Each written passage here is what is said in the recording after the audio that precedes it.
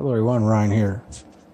So for today's Music Monday, I wanted to talk about Mudvayne. Mudvayne is a band that I used to listen to a lot. I still do listen to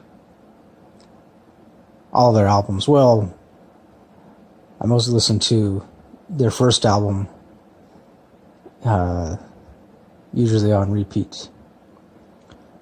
Now, Mudvayne, they first came together sometime in 1996, I believe, and they all originate from Peoria, Illinois. I believe that's it. Illinois. Yeah. And they, unfortunately, I want to say they've been on an extremely long hiatus. Either that or they went on hiatus and then after that ended up just calling it quits, which does unfortunately happen. I mean, I know I've experienced it too, playing with several different bands. You know, because it usually seems to be the case, you know, you're in a band, even if it's a very mildly successful band, eventually every member of the band gets pretty burned out and, you know, gotta take some time to recuperate. But anyways, so Mudvayne, I want to say they wrote and recorded 6 studio albums. And that's not including the EPs that they released it's not including any live recordings that they released. Their first album, LD50, which I believe stands for Lethal Dosage 50, it's got something to do with some kind of medical term, if I'm not mistaken. The first album came out sometime in 2000. I remember I was still in high school when this album came out. And because I remember, unfortunately, I didn't see them perform live until, I want to say maybe 4 years after their first album was released. But I do remember when I was in high school, some of my friends, they had gone to a Slipknot concert. And that's another band too that at that time I had barely, you know, I just barely started listening to Slipknot, but I wasn't a huge fan at that time. But some of my other friends already were, and they went to the Slipknot concert, which I wasn't able to go to because it was on a school night. It was like on a Tuesday night. And my parents, there's no way my parents would have let me go, so. But anyways, some of my friends went, and Mudvayne was the opening band.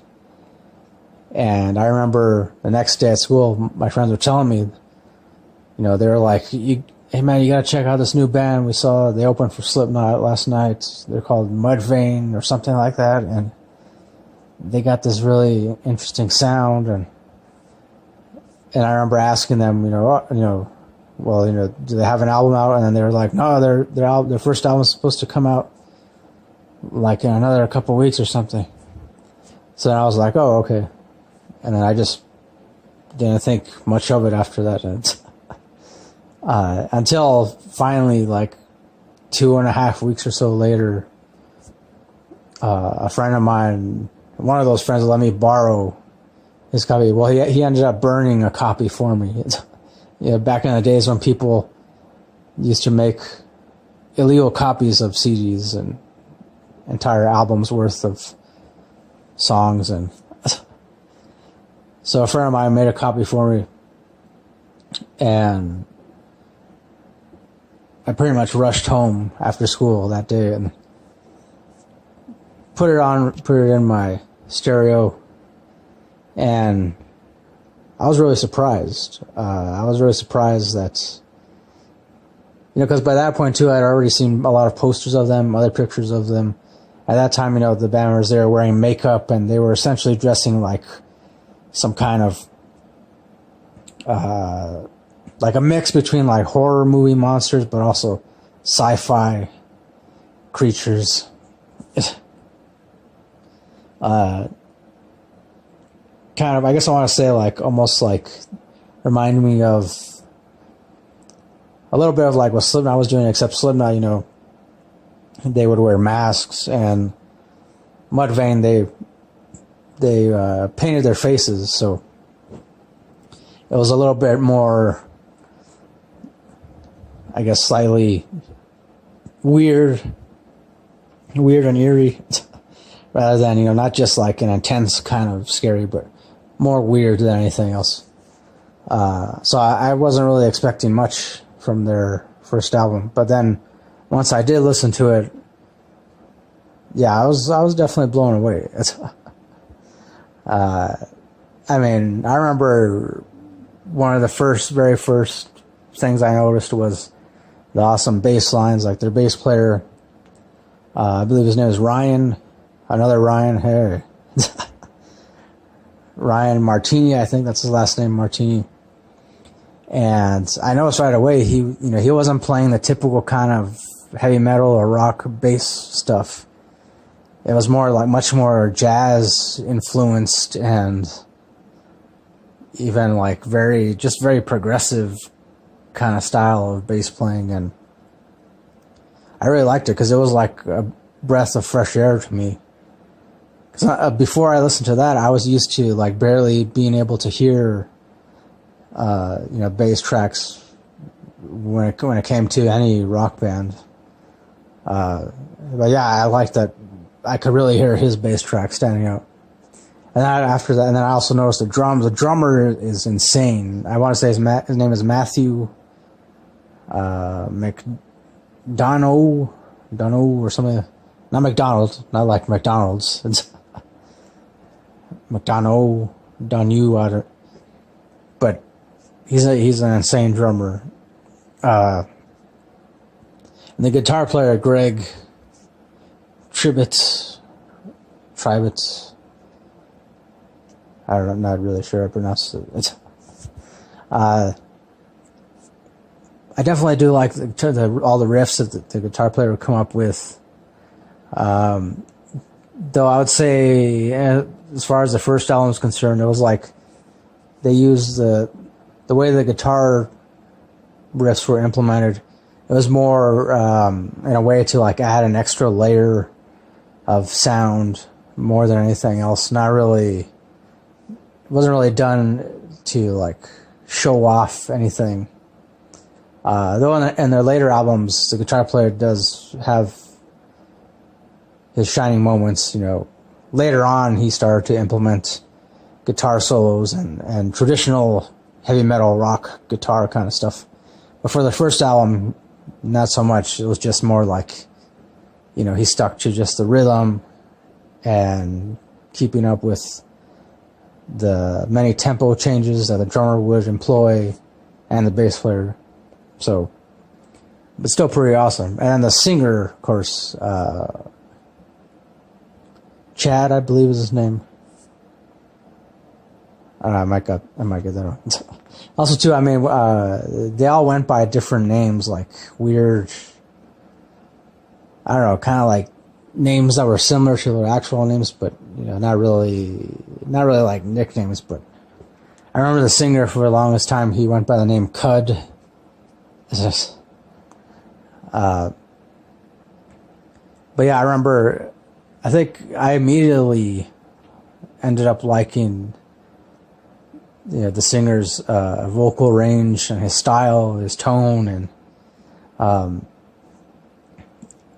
want to say, I believe still to this day, I've yet to come across any other singer that has his exact vocal tone.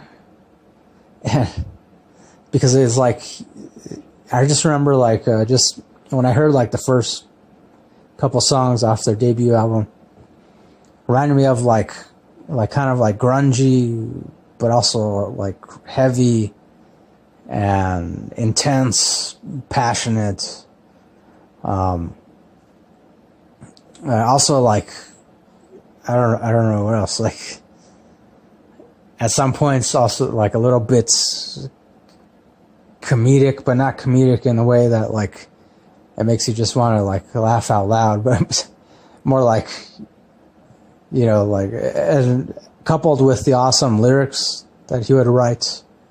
That's the other thing too. The singer is not only a great vocalist, but also an awesome lyricist. And I remember just, you know, being in awe of just listening to him, you know, sing these complex lyrics, which for the most part, I mean, at the time, I had no idea what the lyrics were about.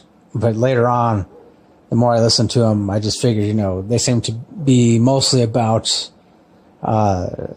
different things having to do with the human condition, different things having to do with, I guess, the amount of suffering any one individual can experience at any one time. And yeah, but I mean, that's just my own interpretation. That's